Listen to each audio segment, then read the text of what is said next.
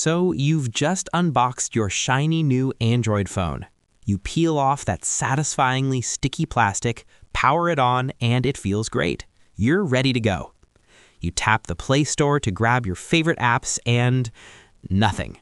You try to open YouTube or Gmail and get hit with a login screen. In that moment, your super powerful smartphone is about as useful as a paperweight. It's not broken, it's just a locked out kingdom and you don't have the key. Yet. This is a wall that every single new Android user hits, but don't worry, the fix is incredibly simple and it unlocks everything your phone can do. That little roadblock is just your phone waiting for its brain, its command center, a Google account. That account is the one key that opens almost every door on your device. In this guide, we're going to walk through exactly how to add your Google account to your Android phone, step by step. We'll cover adding an account you already have, and we'll show you how to create a new one from scratch if you need it. We'll even look at the small differences between phones like a Google Pixel and a Samsung Galaxy, and most importantly, troubleshoot the common headaches you might run into, from annoying verification loops to sync errors. By the end of this, that digital gatekeeper will be gone, and your phone will finally be your phone. Why your Google account is essential. Before we get into the how, let's talk for a second about the why. Why does this one account matter so much?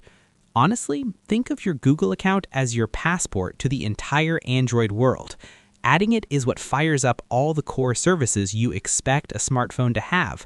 First off, the Google Play Store. Without a Google account, you can't download any apps, games, or books. It's the front door to making your phone useful and fun. Next up is Sync. When you sign in, your world follows you. All the contacts from your Gmail magically appear in your phone's address book. The appointments in your Google Calendar will pop up in your Calendar app. Your photos and videos can be automatically backed up to Google Photos, keeping them safe in the cloud. It's the magic that makes everything seamless. And of course, it unlocks that whole suite of amazing Google apps. You get instant access to Gmail, Google Drive for cloud storage, and Google Maps with all your saved places. Even your YouTube experience gets better, with your subscriptions and history right where you expect them. Adding this account transforms your phone from a generic gadget into a smart personal assistant that keeps your digital life in sync everywhere. The main event, adding your existing Google account. All right, let's get to it. If you already have a Google account, which is any @gmail.com address or an account you use for YouTube, Drive, or other Google services, this part's for you. The steps are pretty much the same on all Android devices, even if the menus look a little different. Here's the universal process. First, open your phone's main settings app. You can almost always find it by swiping down from the top of the screen and tapping the little gear icon, or you can just find the Settings app in your app drawer. Once you're in Settings, scroll down until you see a section for managing accounts. It's usually called Accounts, but on some phones it might be Passwords and Accounts, Users and Accounts, or even Accounts and Backup. If you can't find it, don't waste time hunting. Just use the search bar at the top of Settings and type Accounts. Tap on that, and you'll see a list of any accounts already on your phone. Look for an option at the bottom that says Plus Add Account, and tap it. Now your phone will show a list of different account types. You're looking for one specific option, Google. Go ahead and select it. This tells your phone you're adding the master key we just talked about. On the newer versions of Android, you can also see in the top of Settings this part with info to connect to Google. Tap on that, and now tap on Sign In. After a quick checking info screen, you'll see the familiar Google sign-in page. Type in your Google email address or phone number and hit Next. On the next screen, carefully type in your password and tap Next again. For your security, Google will probably ask you to verify it's really you. This could be a code sent to your phone as a text, a tap on a prompt on another device where you're signed in, or just using your phone's fingerprint sensor or PIN. Just follow whatever steps pop up on the screen.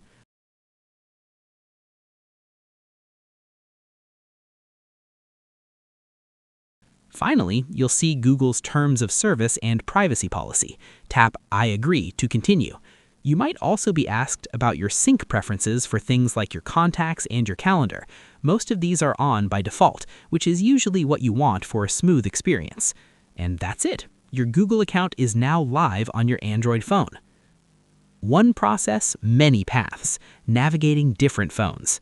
This is where things can get a little confusing. Even though the main process is the same, phone makers love to put their own unique spin on Android's menus. Let's break down the common differences. For Google Pixel phones, if you have a Pixel, you're getting the pure Android experience. The path is clean and simple. Open Settings, tap on Passwords and Accounts, and right at the bottom, you'll see plus Add Account. Tap that, choose Google, and you're on your way. Since Google makes both the phone and the software, it's as direct as it gets. For Samsung Galaxy devices, Samsung does things a bit differently with its interface. On a Samsung phone, you'll open Settings and scroll to Accounts and Backup. Once you're inside, you won't see Add Account right away. First, you have to tap Manage Accounts at the very top. Then you'll see the plus Add Account option. Tap it, select Google, and the rest of the sign-in process is the same. For other Android phones, most other brands like OnePlus, Sony, and Motorola stick closer to the standard Android method. You'll usually open Settings, find a menu simply called Accounts, and from there you can tap the plus Add Account button at the bottom, select Google, and you're good to go. The icons and colors might be different, but the path is basically the same. The key takeaway is this. Always start in Settings and look for something with Accounts in the name. And if you ever feel lost, the search bar inside the Settings app is your best friend. Starting from scratch, creating a new Google account. What if you're totally new to Google and don't have an account? No problem at all. You can make one right from your phone. You'll start with the same steps we just covered. Go to Settings, find the Accounts section for your device, tap Add Account, and choose Google. When the sign-in screen appears, instead of typing anything in the email box, look for a button that says Create Account. Tap it. You'll then be asked if it's for personal use or for my child. Most people will choose for my personal use. Next, you'll enter your first name and last name, followed by your birthday and gender. Now for the important part, choosing your username. This will also be your new Gmail address, and it has to be unique. If CoolDude23 is already taken, you'll have to try something else. Get creative. Once you've found a username that's not taken, you'll create a strong password. Make it something you can remember, but something that would be tough for others to guess. Next, you'll be asked to add a phone number. While it may be possible to skip this in some rare cases, it's a critical step for security and account recovery. Google uses this number to verify you're a real person and, more importantly, to help you get back into your account if you ever forget your password. You'll get a quick text with a code to prove it's your number. You might also be asked to add a recovery email, which works the same way. Finally, review Google's Terms of Service and Privacy Policy, tap Agree, and your new account will be created and automatically added to your phone. You're now ready to hit the Play Store. Hitting a snag? How to troubleshoot common problems. In a perfect world, everything just works. In the real world, not always. If you're running into trouble adding your account, don't panic. These are the most common culprits and how to fix them. 1. The 2FA wall. If you have 2FA turned on, which is a great idea, you'll have an extra step after your password. You might need to grab a code from an authenticator app, type in a code sent to you via text, or just tap yes on a prompt that appears on another one of your devices. This is a good thing. It means your account is secure. Just follow the prompt. 2. Wrong password or verification failed. This happens to everyone. First, take a breath and carefully retype your password. If you're sure it's wrong, just use the Forgot Password link. Google will use your recovery phone number or email to get you back in. If verification keeps failing, check your internet connection. 3. No internet connection. Your phone has to talk to Google servers to add an account, and it can't do that without the internet. If you're setting up a brand new phone, make sure you've connected to a Wi-Fi network. A spotty or dead connection is one of the biggest reasons for login failures. 4. Sync problems or app errors.